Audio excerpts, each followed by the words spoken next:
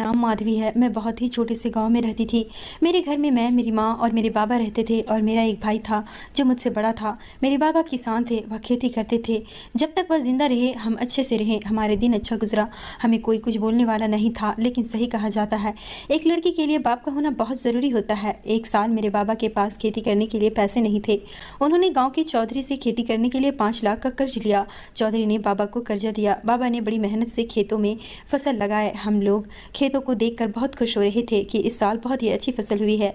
मेरे बाबा भी बहुत खुश थे। हमारा दिन हंसी खुशी गुजर रहा था। हमारा घर भी किसी तरह चल रहा था। एक दिन अचानक से मौसम बदल गया। तेज बारिश शुरू हो गई और इतनी बारिश हुई कि यह बारिश लगभग 10 से 15 दिन तक हुई। सारी फसल खराब हो गई, सब कुछ बर्बाद हो गया।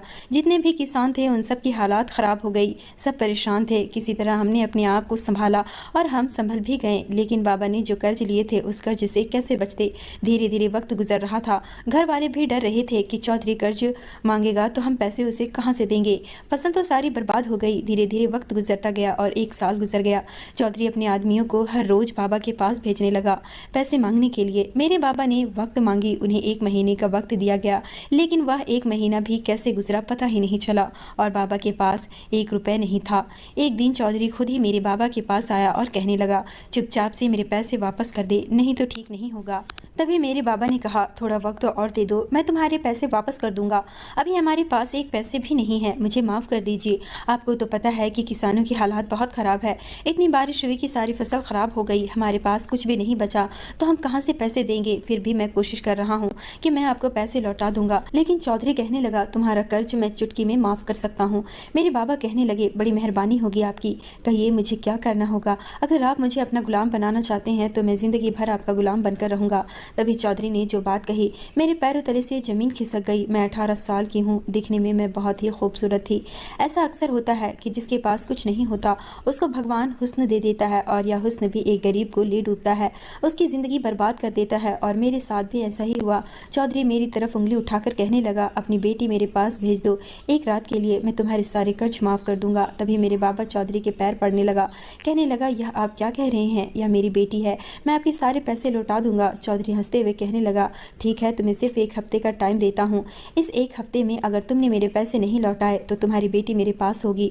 यह बात सुनकर बाबा टूट चुके थे। हम सब भी परेशान हो चुके थे। भाई से तो कोई उम्मीद ही नहीं की जा सकती थी। वह तो भाई कहलाने के लायक भी नहीं था। वह 1 नंबर का नशेबाज था। वह अपने दोस्तों के साथ बस आवारागर्दी करता रहता था। धीरे धीरे वक्त गुजरता जा रहा था। इस बीच मेरे भाई ने भी ऐसा काम कर दिया जिससे मेरे बाबा और भी टूट गए। उन्हें थोड़ी बहुत उम्मीद थी कि बेटा अगर कुछ काम करेगा तो थोड़ी थोड़ी पैसे करके चौधरी को वापस कर देंगे। लेकिन भाई तो किसी लड़की को लेकर गांव से भाग गया।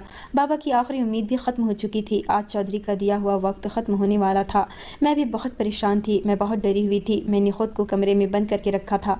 तभी अचानक से माँ के चीखने की आवाज़ आने लगी। माँ की चीख सुनकर मैं अपने कमरे से बाहर निकली। मैंने देखा तो मेरे बाबा इस दुनिया से जा चुके थे। मेरे पापा को दिल का दौरा पड़ा था, वह इस दुनिया से चले गए। मैं ज़ोर ज़ोर से रोने लगी।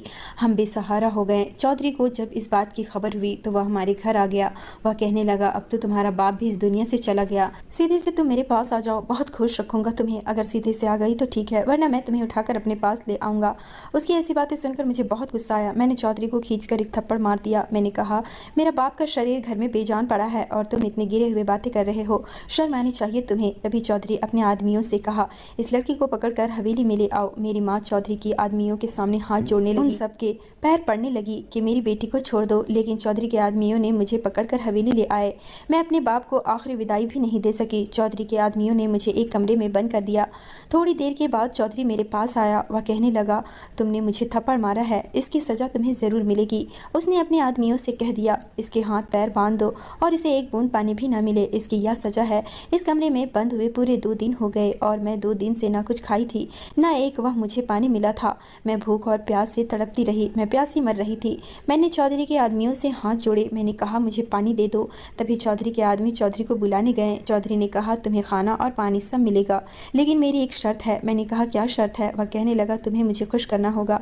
मैंने कहा, ठीक है, मैं तैयार हूँ। मैंने जैसे ही चौधरी को यह बात कही, मेरे सामने बहुत सारे पकवान, खाने पीने की हर चीज़ लाई गई। मुझे भूख बहुत जोर की लगी थी, इसलिए मैंने खाना शुरू कर दिया। मैंने पेट भरकर खाना खाया। उसके बाद एक नौकरानी मेरे पास आई। वह मुझे एक कमरे में ले गई। उसने मुझे लाल रंग की साड़ी दी और कहा, चौधरी का हुक्म है कि तुम नहा धोकर साड़ी को पहन लो और ख़ुद को तैयार कर लो। आज रात चौधरी तुम्हारे साथ रात गुजारेगी। यह सुनकर तो मेरे होश उड़ चुके थे। मैंने इस नौकरानी से कहा ठीक है। मैं नहा धोकर वह लाल रंग की साड़ी पहनकर बैठ गई। एक दो नौकरानियां मेरे पास आई। उन्होंने मुझे दुल्हन की तरह सजा दिया और मुझे घूंघट पहना दिया और एक कमरे में ले गए। वह कमरा फूलों से सजा हुआ था। मुझे इस कमरे में बिठा दिया गया। मैं बेहद परेशान थी कि मैं क्या करूं। मैं अपने दिमाग चला रही थी कि मैं यहाँ से कैसे भागूं। मैं भागने के बारे में सोच रही थी, लेकिन यहाँ से भागना बड़ा मुश्किल था क्योंकि चारों तरफ चौधरी के गार्ड थे। नौकर चाकर सभी आसपास ही घूम रहे थे। मुझे अपने बाबा की बहुत याद आ रही थी। मेरी आंखों से टप टप आंसू गिर रहे थे। मुझे मेरी माँ का भी बहुत याद आ रहा था कि मेरी माँ कैसी होगी, किस हाल में होगी। मैं सोचों में थी कि तभी सामने चौधरी दिखाई दिया। चौधरी कमरे के अंदर आया और उसने दरवाज़ा बंद कर दिया। मेरे हाथ पैर काँप रहे थे। चौधरी मेरे करीब आने लगा। मैं उसके पैरों में गिर गई। मैंने कहा मुझे छोड़ दीजिए, मैं आपके सामने हाथ जोड़ती हूँ, मैं आपके पैर पड़ती हूँ। मेरे बाबा ने जो भी कर्जा लिया है वह मैं आपका पाई पाई चुका दूंगी। आप चाहो तो मुझे इस हवेली की नौकरानी बना दें।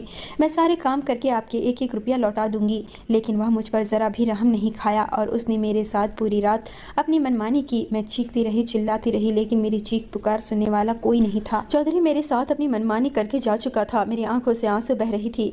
अब मेरे पास खोने के लिए कुछ भी नहीं बचा था। सुबह जब मेरी आंख खुली तो मेरे सामने एक नौकरानी खड़ी थी।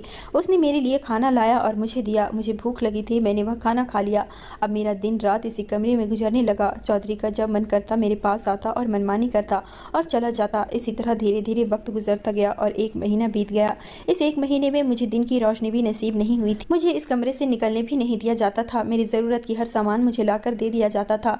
चौधरी का हुक्म था कि मैं इसी कमरे में रहूं। एक दिन अचानक से मेरी तबीयत खराब हो गई। एक नौकरानी मेरी निगरानी में हमेशा रहती थी। मैं बेहोश होकर गिर पड़ी थी। वह नौकरानी मेरे पास आई। उसने देखा कि मैं बेहोश हो चुकी हूँ। उसने चौधरी के आदमियों को बुलाया। चौधरी के आदमी मुझे जमीन से उठाकर बेड में लेटा दिया। डॉक्टर को बुलाया गया। डॉक्टर ने मेरे चेकअप किया तो डॉक्टर ने कहा कि मैं प्रेग्नेंट हूँ। यह सुनकर मेरे पैरों तले से जमीन खिसक गई थी। सभी लोग मेरे पास से चले गए थे। मेरी जिंदगी पूरी तरह से नर्क बन गई थी। अब मेरा क्या होगा यह चौधरी ही तय करेगा। चौधरी 48 साल का था, लेकिन दिखने में वह बहुत ही नौजवान और हट्टा कट्टा मर्द था। उसका भरा परिवार था, पत्नी थी, बच्चे थे, लेकिन फिर भी वह ऐसे शौक रखता था और उसके शौक का शिकार मैं बन गई थी। पर अब तो उसके बच्चे की माँ भी बनने वाली थी। मुझे कुछ भी समझ नहीं आ रहा था कि मैं क्या करूं। मैं पागलों जैसी हरकत कर रही थी। मैं अपने जिस्म को नोच रही थी। मैं अपने बालों को नोच रही थी। मैंने अपना हुलिया पागलों जैसा बना लिया था। तभी अचानक से चौधरी मेरे पास आया और मेरा हाथ पकड़कर मुझे गाड़ी में बिठाया। मैंने कहा मुझे कहाँ ले जा रहे हो। वह कहने लगा चुपचाप से मैं जहाँ ले जा रहा हूँ वहाँ चलो। उसने मुझे डॉक्टर के पास ले गया और मेरा एबॉर्शन करवा दिया और उसने मुझे फिर से अपनी हवेली में ले आया और फिर से मुझे कमरे में बंद कर दिया। मैं अपनी किस्मत को कोस रही थी। अब मुझे लग रहा था कि मैं अपनी जान ले लूं, लेकिन चौधरी के आदमी मुझ पर हर वक्त नज़र रखे रहते थे। मेरी ज़िंदगी ऐसी बन गई थी कि मैं ना अपनी मर्जी से जी सकती थी, ना अपनी मर्जी से मर सकती थी। एक दिन मैं सो रही थी कि तभी अचानक से एक औरत मेरे कमरे में आई। उसने मुझे आवाज़ लगाई। मैं डर कर उसकी तरफ देखी। मैंने कहा आप कौन हैं? वह कहने लगी मैं तुम्हारे बारे में सब कुछ जानती हूँ। मैं तुम्हें यहाँ से निकालने के लिए आई हूँ। मैंने कहा पर आप हैं कौन? वह कहने लगी मेरे बारे में मत जानो। मैं कौन हूँ? मैंने कहा आपका मुझ पर बहुत एहसान होगा अगर आप मुझे यहाँ से निकाल दे तो। वह कहने लगी हाँ मैं तुम्हारी मदद करने के लिए ही आई हूँ। उसने मुझे एक चादर दिया और कहा इससे तुम अपने आप को ढक लो। मैंने उस चादर से अपने आप को ढक लिया। उसने मुझे एक सुरंग से बाहर निकाल दिया। मैंने उस औरत को शुक्रिया अदा किया और मैं वहाँ से निकल गई। मुझे नहीं पता वह कौन थी, लेकिन वह जो भी थी मेरे लिए एक फरिश्ता थी। मैं वहाँ से सीधे अपने घर आई। मैंने देखा तो घर पर ताला लगा हुआ था। आस पड़ोस के लोगों से जब मैंने पूछा तो कुछ लोगों ने बताया कि तुम्हारे बाबा के मरने के बाद तुम्हारी माँ बीमार रहने लगी और कुछ दिनों बाद इस दुनिया को छोड़कर चली गई। यह सुनकर मेरे पैरों तले से जमीन खिसक गई। मुझे कुछ भी समझ में नहीं आ रहा था कि मैं क्या करूं, कहाँ जाऊं। जीने की कोई उम्मीद नहीं थी, लेकिन फिर भी मैंने अपने आप को संभाला और हिम्मत की और स्टेशन की तरफ चली गई, क्योंकि मुझे पता था कि मैं इस गांव में रहूंगी तो चौधरी मुझे जिंदा नहीं छोड़ेगा। वह फिर से मुझे अपनी हवेली में कैद कर लेगा और मेरे साथ मनमानी करेगा। मैं स्टेशन की तरफ भागी। स्टेशन में ट्रेन रुकी हुई थी। मैं उसी ट्रेन में चढ़ गई। ट्रेन वहाँ से निकल गई। टीटी ने मुझसे टिकट मांगा। मेरे पास टिकट नहीं थे और ना ही मेरे पास पैसे थे। एक बाबा ने मेरी मदद की। उन्होंने मेरी टिकट के पैसे दिए। टीटी ने कहा इस बार मैं तुम्हें छोड़ दे रहा हूँ, लेकिन अगली बार से अगर टिकट नहीं रहा तो मैं तुम्हें ट्रेन से उतार दूंगा। मैंने हाँ में सर हिला दिया। मैं खामोशी से एक कोने में बैठी थी। ट्रेन अगले स्टेशन में रुक गई। मैं वहीं उतर गई। मुझे इस जगह के बारे में कुछ भी नहीं पता था और मुझे यह भी नहीं पता था कि मैं कहाँ जाऊँगी। मैं 2-3 दिन तक स्टेशन में ही रही। मेरे पास खाने तक के भी पैसे नहीं थे। मैं स्टेशन से काफ़ी दूर निकल आई। आसपास कोई भी दुकान नज़र नहीं आ रहा था। मेरी हालात बहुत बुरी हो चुकी थी। मुझे मुझे बहुत ज़ोरों की प्यास लगी थी। प्यास की वजह से मैं चक्कर खाकर गिर गई, मैं बेहोश हो गई। जब मैं होश में आई तो मैंने देखा मेरे सामने बहुत ही खूबसूरत और नौजवान लड़का खड़ा है। मैं जब होश में आई तो उसकी नज़र भी मुझ पर पड़ गई। वह कहने लगा, तुम मेरी गाड़ी के सामने चक्कर खाकर गिर गई थी, तुम ठीक तो हो? मैंने कहा, मैं ठीक हूँ, आपका बहुत शुक्रिया, आपने मेरी मदद की। वह कहने लगा, कोई बात नहीं, चलो मैं तुम्हें तुम्हारे घर छोड़ देता हूँ। मैंने कहा, साहब मेरा इस दुनिया में कोई नहीं है, अगर आपके पास कोई काम है तो आप मुझे दे दे, मैं आपके सारे काम कर दूंगी। वह हंसने लगा। मैंने कहा, आप हंस क्यों रहे हैं? वह कहने लगा, सबसे पहले तो तुम मुझे साहब मत कहना, मेरा नाम प्रताप है, तुम्हारा नाम क्या है? मैंने कहा, मेरा नाम माधवी है। वह मुझसे पूछने लगा कि तुम अनाथ हो क्या? मैं तुमसे पूछा तो तुम रहती हो, तुम्हारा इस दुनिया में कोई नहीं है, तो तुम कहाँ रहती हो? मैंने कहा, नहीं मैं अनाथ नहीं हूँ, मेरे माँ बाप थे पर अब वह इस दुनिया में नहीं रहे। इसके आगे मैंने उन्हें कुछ भी नहीं कहा। उन्होंने कहा, मेरी कंपनी में काम करोगी? मैंने कहा, हाँ बिल्कुल। उन्होंने मुझे अपनी कंपनी में रख लिया।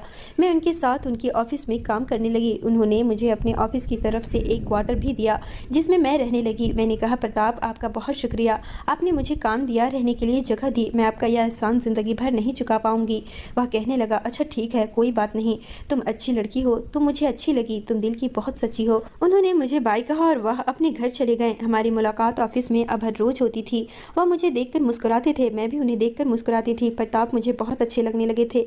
मैं मन ही मन उन्हें पसंद करने लगी थी। लेकिन मेरा अतीत है कि वह मेरा पीछा नहीं छोड़ता था। हर रात मेरी आंखों के सामने मेरा अतीत मेरे सामने आ जाता था। मैं कैसे प्रताप से कहती कि मैं उन्हें पसंद करती हूँ, हाँ मैं उससे प्यार करती हूँ, लेकिन मैं प्रताप को नहीं कह सकती थी। खैर दिन इसी तरह गुजर रहा था। प्रताप अक्सर मेरे पास आते थे और वक्त भी गुजारते थे, मेरे लिए कुछ न कुछ ज़रूर लेकर आता था। एक दिन मैंने उनसे सवाल किया कि आपकी कोई गर्लफ्रेंड है? उन्होंने कहा, गर्लफ्रेंड तो नहीं है, आज तक मुझे कोई लड़की पसंद ही नहीं आई और मुझे गर्लफ्रेंड नहीं बनाना। अगर मुझे कोई अच्छी लड़की पसंद आ जाए तो मैं उसे सीधे अपनी पत्नी बनाऊंगा, उससे शादी करूंगा। मैंने कहा, आपकी बहुत अच्छी सोच है। आगे उन्होंने जो मुझसे सवाल किया उसे सुनकर मेरे होश उड़ गए। उन्होंने कहा, मैं तुम्हें कैसा लगता हूँ? मैंने कहा, आप तो बहुत अच्छे हो। फिर उन्होंने कहा, तुम मुझे बहुत अच्छी लगती हो, शुरू दिन से ही। अगर मैं कहूँ कि मैं तुमसे प्यार करता हूँ तो तुम्हारा जवाब क्या होगा? मैंने कहा, अगर आप ऐसा कहेंगे तो मेरा जवाब होगा कि मैं आपसे प्यार नहीं कर सकती, मैं आपके लायक नहीं हूँ। प्रताप कहने लगा, क्यों? मुझसे प्यार क्यों नहीं कर सकती? और क्या बुराई है तुम में? मैं तुम्हारा हाथ थामना चाहता हूँ, मैं तुमसे शादी करना चाहता हूँ। मैंने कहा, नहीं प्रताप, मैं आपसे शादी नहीं कर सकती। हाँ आप भी मुझे बहुत अच्छे लगते हो, आप भी मुझे बहुत पसंद हो, मैं भी आपसे बहुत प्यार करती हूँ, लेकिन मुझे कभी हिम्मत नहीं हुई अपने प्यार का इजहार करने का। इतना कहना था कि प्रताप ने मेरे होठों पर अपनी उंगली रख दी